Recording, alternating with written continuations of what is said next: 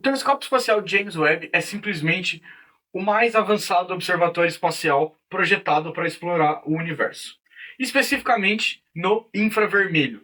Ele vem revelando galáxias distantes, estrelas em formação e atmosferas de exoplanetas. E ele permite a gente ter uma visão sem precedentes, e quando eu digo sem precedentes, acreditem em mim, no cosmos primitivo. E de outros fenômenos ocultos ali pela poeira estelar. Vocês já vão entender o porquê. Mas isso provavelmente vocês já ouviram o Sacani falando, ou outros divulgadores científicos com muito mais prestígio do que eu. Mas o que eu queria focar diferente aqui não é nas medições em si, nos resultados que esse telescópio, que o James Webb tem trazido pra gente, mas sim no como essas medições são realizadas. Beleza? Então vamos lá. Roda a vinheta.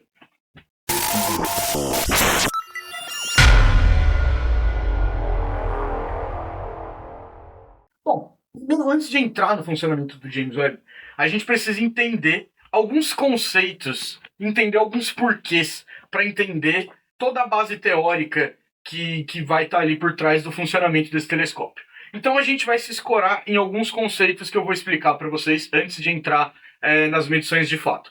Então esses conceitos são espectro eletromagnético, efeito Doppler, o modelo atômico de Rutherford e espectros atômicos. Mas não se assustem. Os nomes podem parecer palavrões bem feios, mas eu vou dar uma simplificada no assunto. Mas, se ainda assim você quiser se aprofundar mais, eu vou deixar as referências aqui embaixo que eu usei para produzir esse conteúdo. Então, vamos começar pelo começo. Primeiro, o que é o espectro eletromagnético? Para entender o que é o espectro eletromagnético, primeiro a gente precisa entender o que é radiação. A radiação é bem simples de definir. Radiação são ondas ou partículas se propagando com uma determinada velocidade, carga elétrica e carga magnética por um determinado meio. Beleza? Mas isso é um assunto para outro vídeo. Eu não vou entrar em detalhes do que é radiação. E o espectro eletromagnético, ou o espectro da radiação, ele vai ser o intervalo de todas as frequências possíveis dessa radiação eletromagnética, que vai desde as ondas de rádio até a radiação gama. Como vocês podem ver na imagem, a gente tem no campo de cima a frequência dessa radiação em Hertz e ali embaixo o comprimento de onda dessa radiação. A gente vê que as frequências muito altas ali nos raios gama são as radiações ionizantes, ou seja, são radiações ali que teriam um efeito nocivo ao corpo do ser humano. E a gente tem a radiação não ionizante ali do raio-x para baixo. A gente tem o espectro visível, que é onde o nosso olho consegue enxergar, e a gente tem o infravermelho, que é a área que o James Webb vai trabalhar. Acima do infravermelho a gente tem os micro-ondas, aí a gente já entra já nas ondas de rádio, por exemplo AM, FM, e as ondas de rádio longa. Mas, como a gente está falando de James Webb, eu vou focar no infravermelho. E mais para o final do vídeo vocês vão entender o porquê especificamente eu vou focar no infravermelho. Beleza? Entendidos o que é o espectro eletromagnético? Bom, vamos seguir então. Um outro efeito que a gente precisa entender, para entender o porquê que o James Webb trabalha no infravermelho, é o efeito Doppler. Basicamente, o efeito Doppler é um fenômeno ondulatório que vai acontecer toda vez que uma onda se move em relação a um referencial. Puta que pariu, que negócio complicado, mas não é. Então imagine que você está parado na rua e uma ambulância está se aproximando de você. Quando a ambulância está se aproximando de você, maior vai ser a frequência aparente do som da ambulância. Porque o som é uma onda também, é uma onda mecânica, porque ela se propaga para um meio. Quando a ambulância chega em você, aquela frequência daquela onda ela vai ser exatamente a mesma da real. E quando ela se afasta, a frequência observada vai ser menor que a frequência real emitida. Ok? Note que essa alteração de frequência, quando a gente volta lá no espectro eletromagnético, a gente percebe que essa alteração de frequência tem uma alteração de cor. E para que serve isso quando a gente está falando de onda eletromagnética e não de onda sonora, como é o caso da ambulância? Acontece que quando a gente tem objetos que vão se afastando da gente no espaço, esses objetos tendem a ir para o vermelho. E quando eles se aproximam, tendem a ir para o azul. Então, acho que vocês já fizeram uma conexão. Então, quanto mais longe estão esses objetos, mais a radiação propagada para aqueles objetos vai se desviar para o vermelho. Ok? Bem simples até agora. Radiação e efeito Doppler. Agora a gente vai precisar voltar de novo lá no ensino médio e lembrar do modelo atômico que foi proposto por Rutherford. Ele foi um marco muito importante na física atômica. Eu não vou entrar em muitos detalhes de como foi feita essa descoberta, de como foi realizado esse experimento. Se vocês quiserem, deixa aí embaixo nos comentários que eu posso comentar todos os experimentos que fizeram a gente chegar até o modelo atômico que a gente tem hoje, que, spoiler, não é mais o modelo de Rutherford. A gente já tem outros modelos que levam em consideração outras descobertas feitas pela física lá na frente, mas ainda assim o modelo de Rutherford ele é muito útil para explicar certos aspectos e certas características da natureza. Então, vamos lá. Quais são as principais características do modelo atômico de Rutherford? A gente tem um núcleo pequeno e denso, onde a gente vai ter ali os prótons e os nêutrons. É uma região extremamente pequena, de carga positiva. No caso do modelo de Rutherford, a gente vai ter ali as partículas carregadas positivamente apenas, que são os prótons. E a gente vai ter os elétrons em órbita ali daquele núcleo eletricamente carregado, em órbitas circulares. Beleza? Então, é aquela imagem tradicional do átomo que a gente conhece, como vocês podem ver aqui. Beleza? Lembraram do movimento do modelo atômico?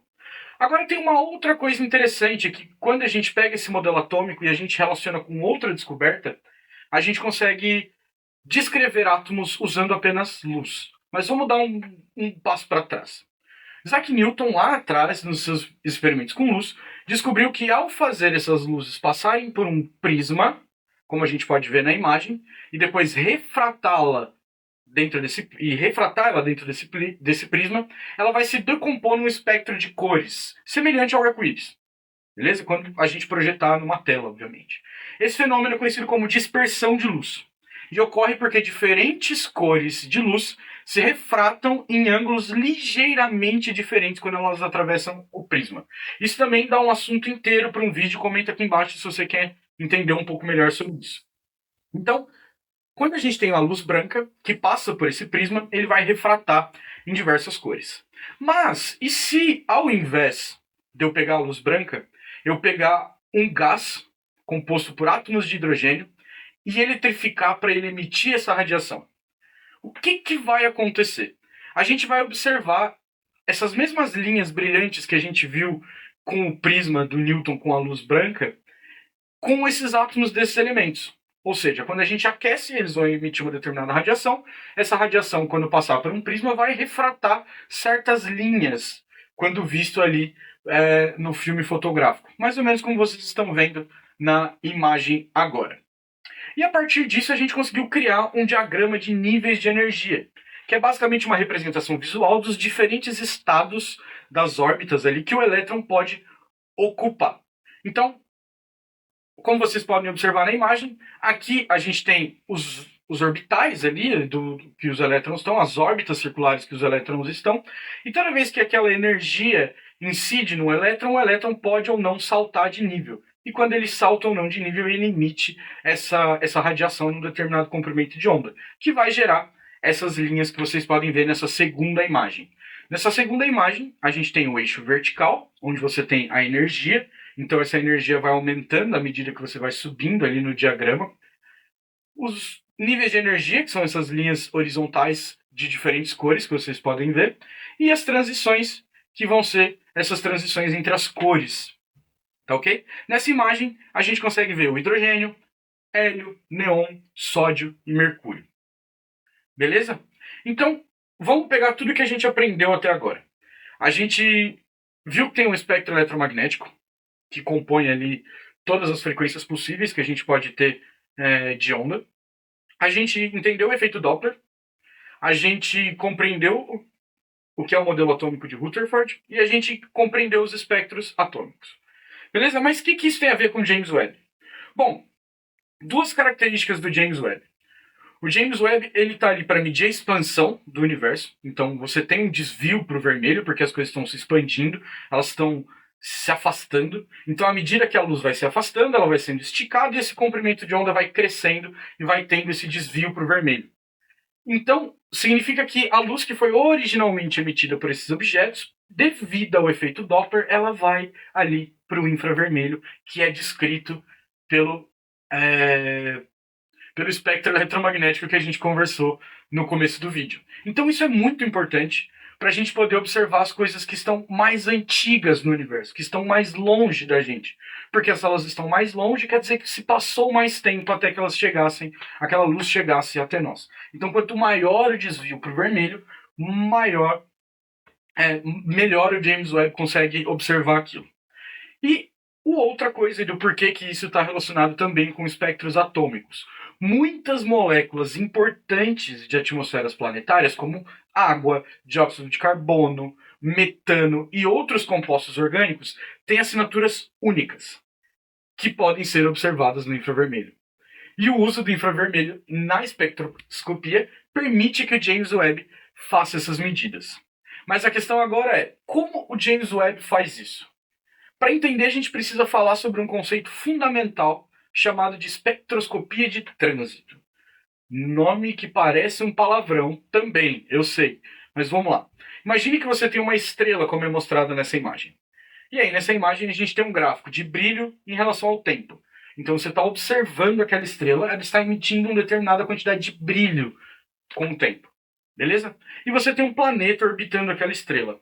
Quando o planeta passa na frente da estrela, a gente vai perceber que aquele brilho ele vai diminuir conforme o planeta está na frente dela.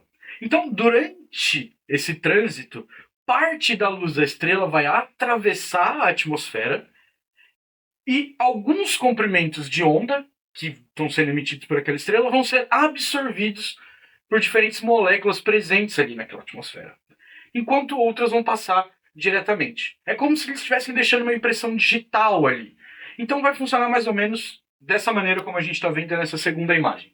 A gente tem a estrela, essa estrela vai emitir uma luz, essa luz vai passar por dentro da atmosfera desse planeta, a gente vai ter um espectrógrafo e a partir desse espectrógrafo ali dentro do James Webb, a gente vai conseguir traçar o espectro daquela atmosfera. E aí a gente vai conseguir definir quais são as moléculas que estão ali dentro. Então, se por exemplo a gente encontrar a luz no comprimento de onda associado à água, se aquele comprimento de luz associado à água for absorvido, a gente pode concluir que tem vapor de água naquela atmosfera. E o mesmo vale para o dióxido de carbono, para o metano.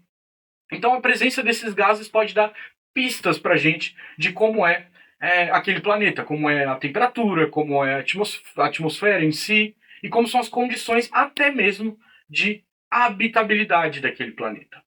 E, para isso, dois instrumentos que estão instalados dentro desse telescópio, eles são essenciais. São eles o NIRSPEC, que é o espectrógrafo do infravermelho próximo, e o MIRI, que é o infravermelho médio.